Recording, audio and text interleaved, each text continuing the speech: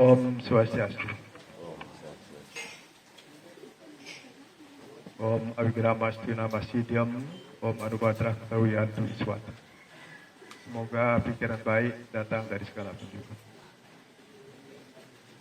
Ida bre, lanang istri, ida kakiang, ida nabe, ida rake, ida rai lanang istri, sani meraga suci, sani banget subatin titiang, ida bawati, semeton penan ditelan, sani tiosan, sani presiden rauh, rindinani makin, lugerayang titiang makin jagi, ngemargiang nabi astana niki tugas niki menawi titiang campur-campur niki bahasa Bali agak amburadul niki amburadul banget ya.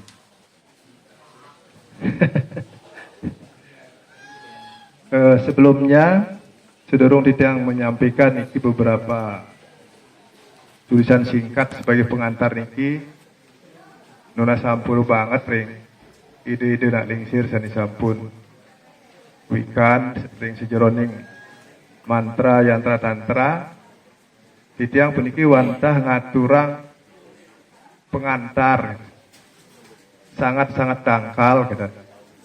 Riantuk titiang niki boleh dikatakan baru embrio niki wabumbas tanggal 26 Maret sani sampun lintah tahun niki gitu. Saking wanten titiang pulih WA sedorongne saking ide kakyang sane medewe pasaraman puniki ide nakenang apakah bersedia menjanjikan makalah. Titiang waktu nike keluar keringat ya. Gimana cara ini? Katanya tidak boleh nolak tawaran. Sehingga titiang berusaha dawang nike memang diberikan kebebasan untuk memilih tema. Boleh ide nikah, boleh resigane, boleh apa namanya mentak linggih, utawi judul-judul sentiosa. Nah titiang sementara niki tertarik ring tema mantra, yantra dan tantra menurut perspektif Hindu. Ring sejeroning pengalaman menawi titiang pengawalan praktik sangat dangkal gitu.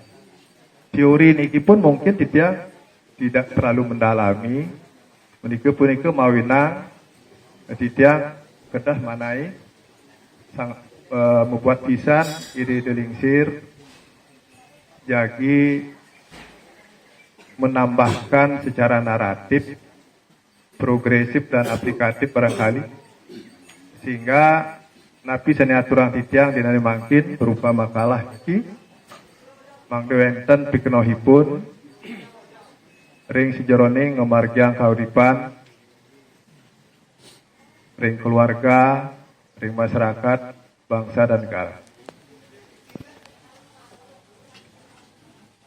Titiang lantur niki ring pendahuluan itu titiang tulis idenya seperti itu. Jadi yang namanya mantra, yantra, tantra itu tiga hal yang tidak bisa terpisah. Selalu dipergunakan dan diperlukan oleh umat sejebak Bali bahkan ring jagat Indonesia. Karena kita adalah makhluk berkeyakinan.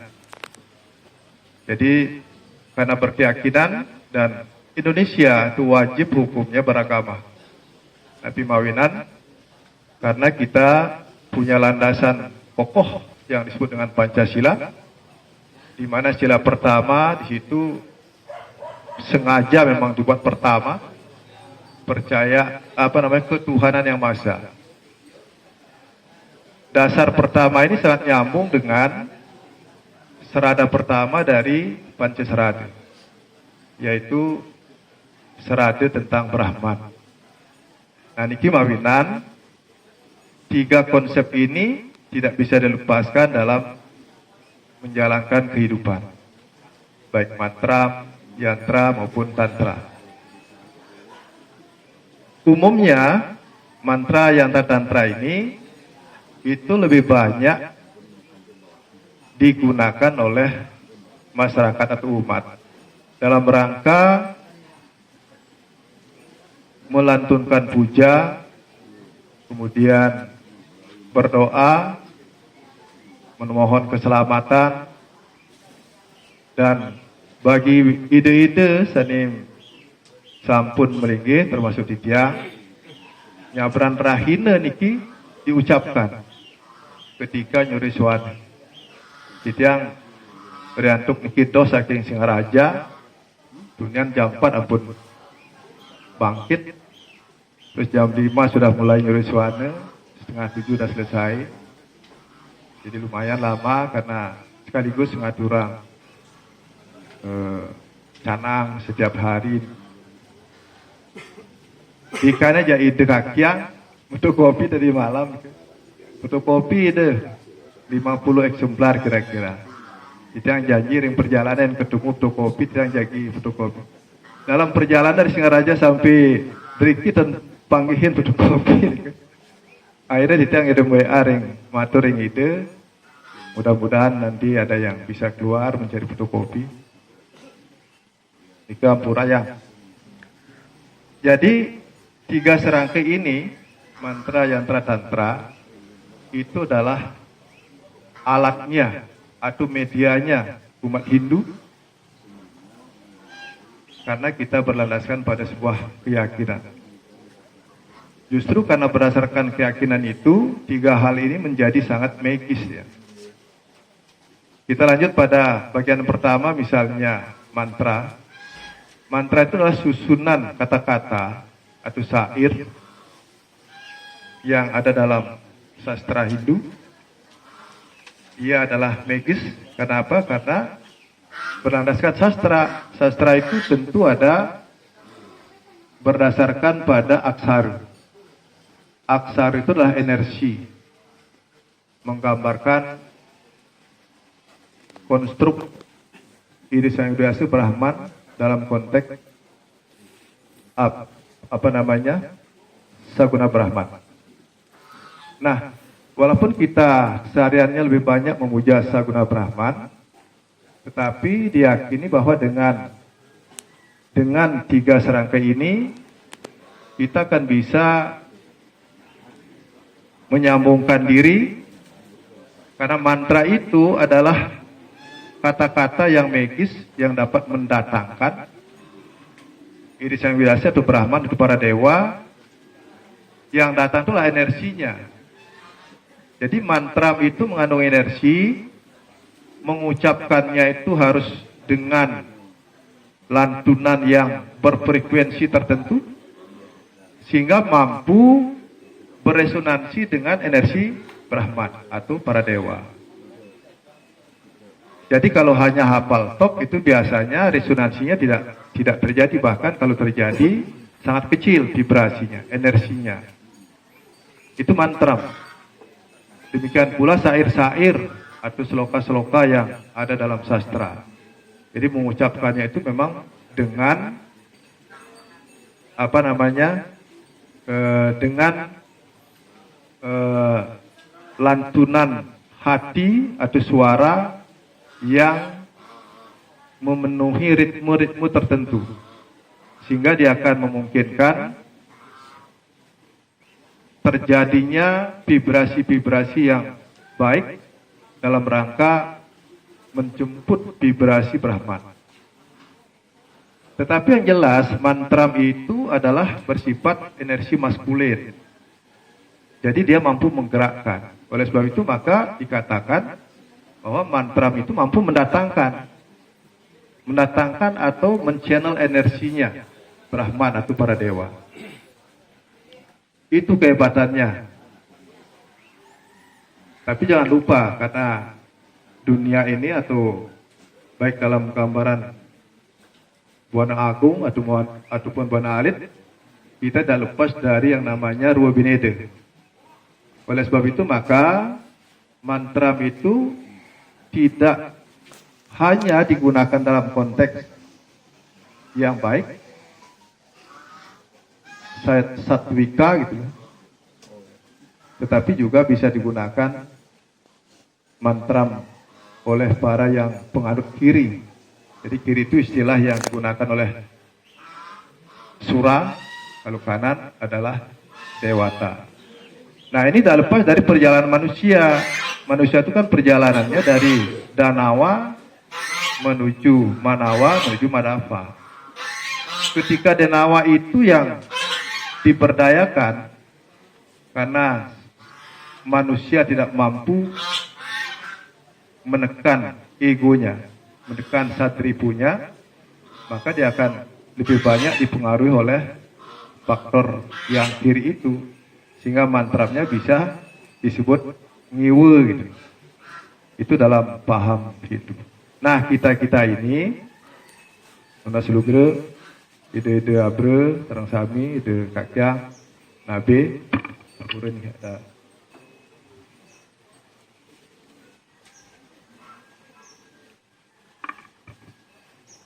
Jadi kalau kita beranjak dari Bhagavad Gita bab 16 yang di sana disebutkan menggambarkan Dewi Benede, Sura dan Asura Sampat, Daiwa dan Raksasa, itu selalu berdampingan dalam hidup kita. Nah, mantra itu sering disalahgunakan oleh para yang menekuni ajaran tidak on the track, on the Dharma track.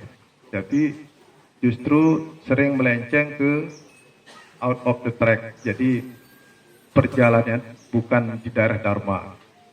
Itu secara singkat mengenai mantra. Tidak sengaja singkat nanti. Sebenarnya tidak menyiapkan PowerPoint sehingga menyajikan kabar-kabar. Tapi dalam kondisi sekarang tidak bisa menyajikan PowerPoint. Mudah-mudahan nanti lain kesempatan. Kemudian kalau kita beranjak ke yantra, yantra itu tidak lebih dari simbol. Niase itu tidak bisa lepas karena kita kebanyakan kelompok Abhar Bakti, termasuk Tidiang walaupun sudah disucikan. Jadi sosok yang sudah disucikan, tetapi karena kita masih menganut yang namanya Astesio Murti, yang 5 murti itu ada di skala. Oleh sebab itu maka sering kita doanya itulah di daerah Abhar Bakti. Gitu. Nah, karena Abhar Bakti dalam konteks kita berdoa agar fokus, maka perlu niase, simbol-simbol. Niase adalah pertiwimba. Contohnya sebagai yantra di Bali adalah pertima misalnya, atau patung-patung. Kemudian perangkat-perangkat ritual yang membangun kebantenan itu juga adalah yantra semua. Kelakat sebagai contoh misalnya adalah yantra. Kelabang, dangap-dangap, yantra. Ya, dan sebagainya. Nah, yantra pada umum itu mengandung aspek seni. Karena kita masih mempergunakan yang namanya Satyam Siwam Sundaram. Jadi tidak lepas dari aspek seni. Tapi tidak hanya menonjolkan seninya dalam konteks paham Hindu. Yang ditonjolkan adalah magisnya.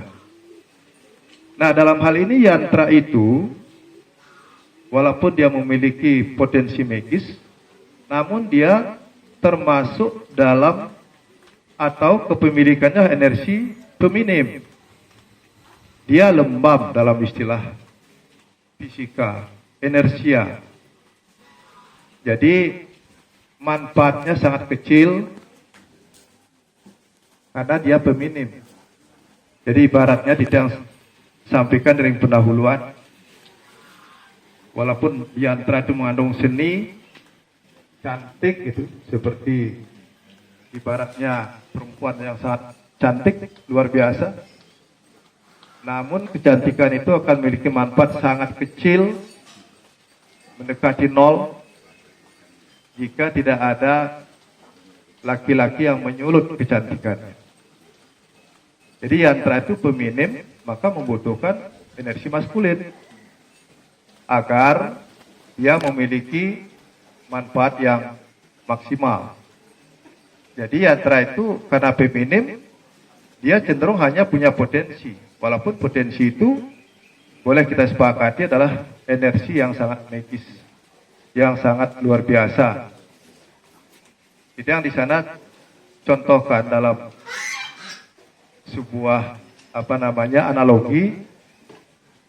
Misalnya ini udah masuk ke sinergi antara mantram, yantra dan tantra.